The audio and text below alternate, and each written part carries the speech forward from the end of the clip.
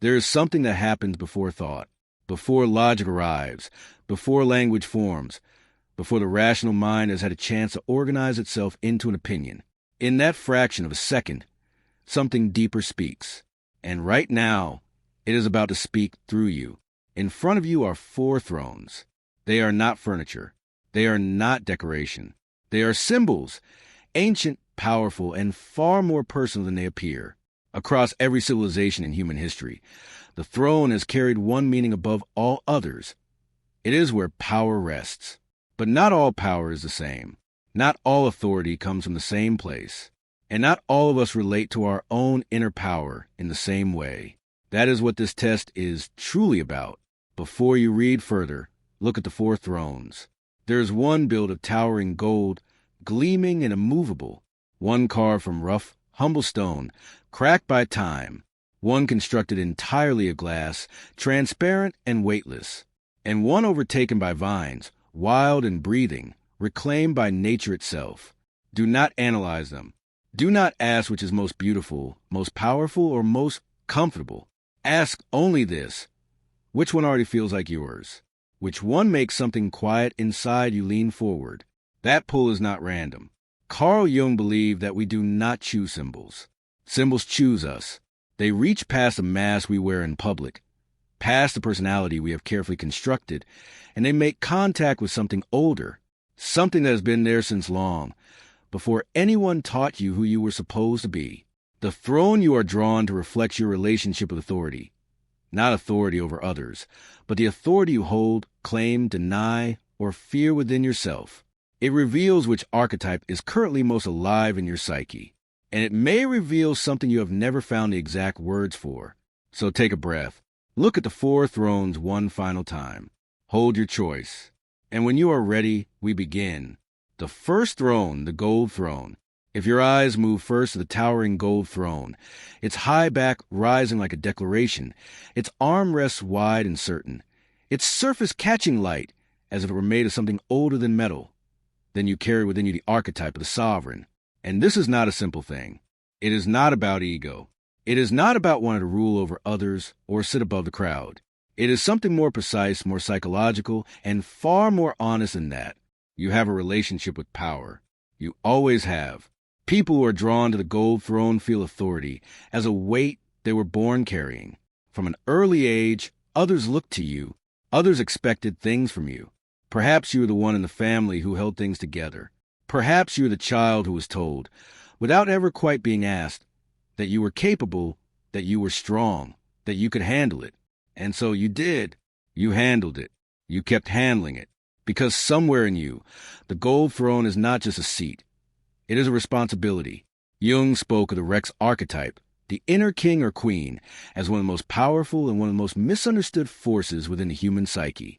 It is not the desire to dominate. It is a need to provide order, to be a center of gravity for others, to create something that lasts. When this archetype is healthy and conscious, it is extraordinary. It is the quality that makes certain people walk into a room and shift its atmosphere without speaking a word. That is you, or at least it is the part of you that is most active right now. But the gold throne also reveals a challenge, one that most people who choose it would rather not examine too closely. Because gold, for all its brilliance, is heavy, and you have been carrying it for a long time. There is a particular kind of exhaustion that comes from always being the strong one, from absorbing the fear of others without showing your own, from making decisions that carry consequences not only for yourself, but for the people who depend on you. Others rarely see this exhaustion because you do not show it easily.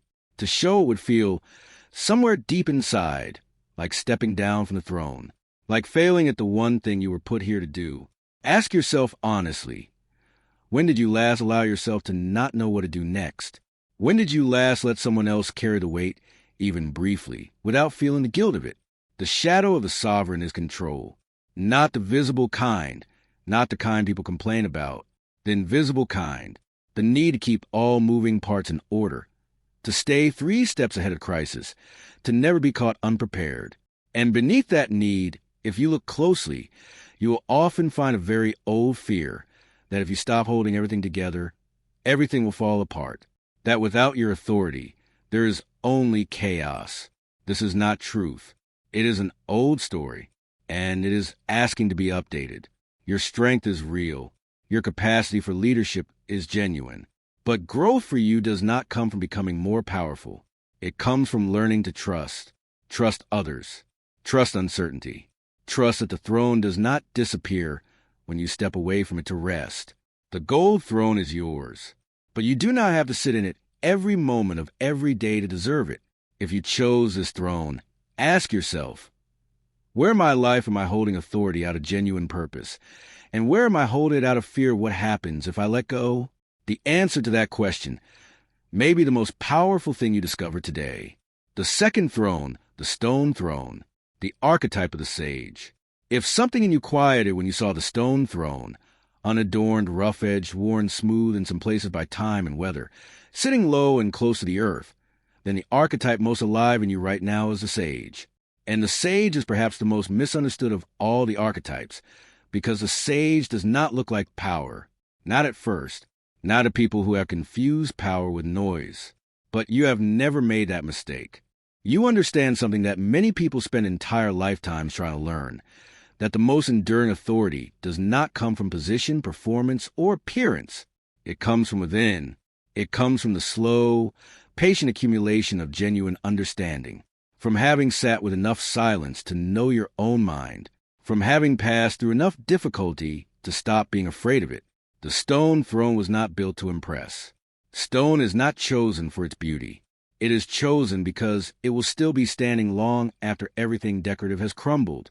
And there is something about that permanence that resonates with you, perhaps more than you have ever said aloud. In Jungian terms, the sage is the archetype of the senex in its highest expression, the wise elder, the keeper of inner truth. It is not the wisdom of accumulated information. It is the wisdom of integration, of having lived through something, suffered something, questioned something, and come out the other side not with certainty, but with clarity. People who choose the stone throne often have an interior life far richer than what they reveal to others. You process deeply. You observe carefully before you form opinion. And when you do speak, your words tend to carry a weight that people feel without quite understanding why. Others come to you not always knowing why, only that being near you makes the noise settle, makes things feel slightly more clear. You are not drawn to performance of power. Titles do not particularly move you. Status leaves you more curious than impressed. What you respect is depth, honesty, and the kind of quiet courage it takes to stand by your convictions even when no one is watching. But the stone throne has its shadow, too. The sage, unexamined, can become the hermit, not in the inspired sense, but in the withholding sense. There can be a withdrawal so complete that it begins to look like detachment from life itself. The wisdom that was meant to be shared stays locked inside. The understanding that could heal becomes a private collection, never offered. You may have learned somewhere along the way that it is safer to observe than to participate. That engagement leads to disappointment. That if you hold yourself slightly apart, the chaos of other people's lives cannot reach you. And while there is wisdom and boundaries, there is also a cost of distance that compounds quietly over time. Ask yourself, where has solitude nourished me? And where has it become a way of avoiding the vulnerability that connection requires? Your insight is genuine. Your inner life is real. But wisdom that only lives inside you is only half alive. The stone throne is built to last, and so is what you carry. The question is not whether your understanding has value. It is whether you will trust the world enough to offer it. The stone throne asks you to step down from the mountain, even briefly, not to abandon your depth, but to share it. Because the world has enough noise. What it is running out of is people like you, willing to sit still long enough to know something true. The third throne, the glass throne. If the glass throne captured you, its clean planes catching in bending light, its transparency almost unsettling, the sense that it conceals nothing, hides nothing, reflects everything, then the archetype moving most powerfully through you right now is a creator. And before you nod and think of art or talent or making things, stop, because this archetype runs deeper than any of those words. The creator, in Jungian psychology, is not simply the person who makes things. It is the person whose entire relationship with the world is one of active formation. You do not passively receive life. You shape it. You arrange it. You look at what is in front of you, a problem, a relationship, a room, a moment, an idea, and your first instinct is not to accept it as fixed, but to ask, what could this become? This is your gift. And it is also, if you look closely, your deepest restlessness. Because the glass throne is a throne that reveals everything about you. There is nowhere to hide inside it. No heavy armrest to grip in moments of doubt. No stone permanence to lean back against. The glass throne is held up by vision alone. And that means that when the vision wavers, when you cannot see clearly what you are building or why, the throne itself feels fragile, feels like it might shatter. You have felt this, probably more than once. That particular terror of the creative person. The moment when the work loses its meaning, when you cannot access a thing inside you that makes it all make sense, when the transparent throne suddenly looks very, very empty. This is not failure. Jung might have called it the confrontation with the inner void, the necessary emptiness that precedes genuine creation. The glass throne does not shatter in those moments. It waits, because creation is not only the moment of making, it is also the long, uncomfortable silence before you know what needs to be made. People drawn to the glass throne often feel most themselves when they are in the middle of something, a project, a vision, a problem they are determined to solve beautifully. The challenge arrives in the moments between. The ordinary Tuesday afternoons when nothing is on fire, when life is simply happening without asking anything remarkable of you. Those are the moments that can feel, strangely, like the most difficult ones. The shadow of the creator is perfectionism, not the striving kind, but the paralyzing kind, the version that would rather not begin than risk creating something less than what was imagined, the version that holds a vision so tightly that no actual work can move through the grip. Ask yourself, where in my life am I waiting for conditions to be perfect before I allow myself to begin? What am I not making?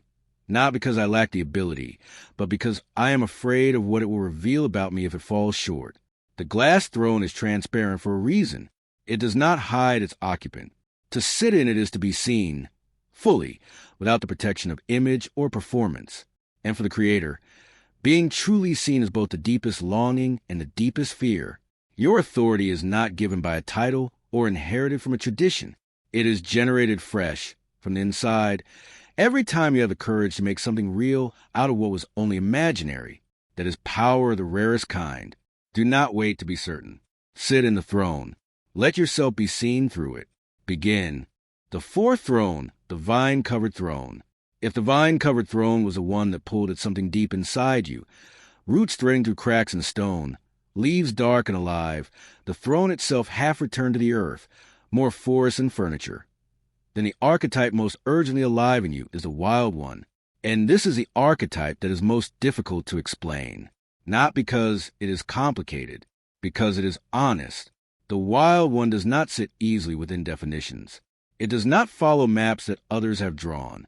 It belongs to the part of the psyche that existed before civilization taught us which parts of ourselves to present and which parts to quietly eliminate, before we learned to organize our instincts, moderate our emotions, and reduce our inner wilderness to something manageable enough to bring into a meeting. That wilderness did not disappear. It went quiet. It went underground. And for people who choose the vine-covered throne, it has been knocking for a while.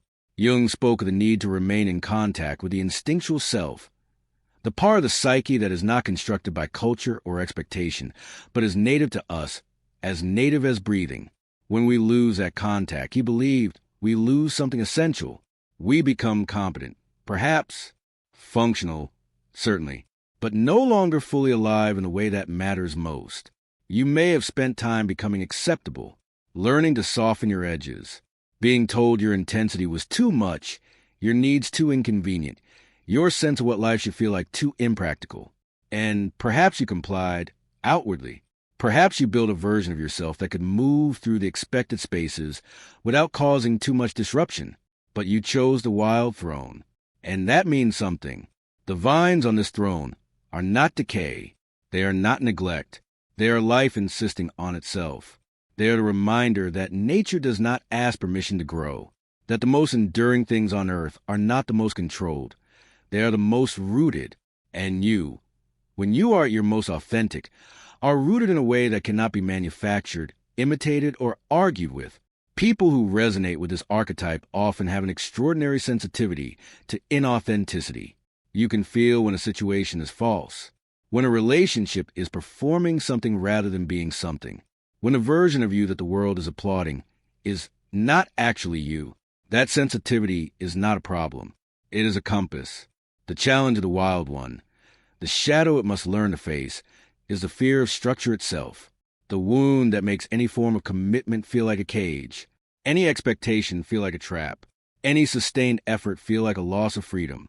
Because if enough of your wildness was punished early enough, you learn to associate depth with danger, roots with restriction. And so you may move, you may resist, you may keep one hand on the door. Ask yourself, which structures in my life are actually constricting me?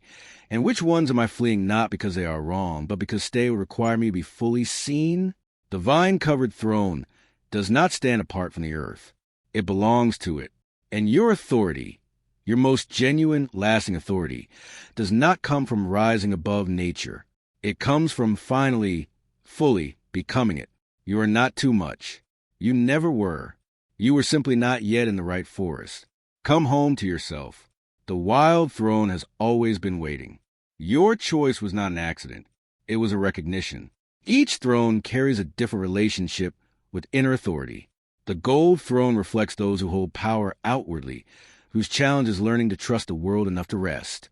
The stone throne reflects those who carry power inwardly, whose challenge is learning to trust the world enough to share.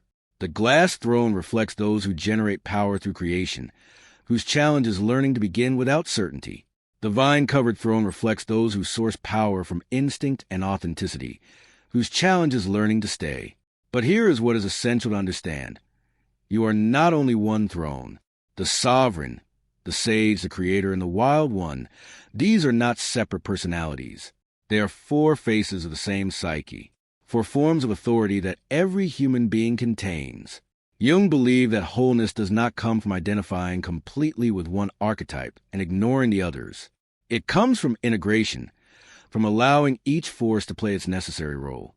The sovereign needs the wisdom of the sage, or power becomes tyranny. The sage needs the courage of the wild one, or wisdom becomes withdrawal. The creator needs the stability of the sovereign, or vision becomes chaos. The wild one needs the insight of the creator, or instinct becomes destruction. The throne you chose shows you where your energy is most concentrated right now. The three you did not choose show you where something may be waiting to be developed, a quality that has not yet been claimed, a form of authority you have perhaps dismissed as not belonging to you.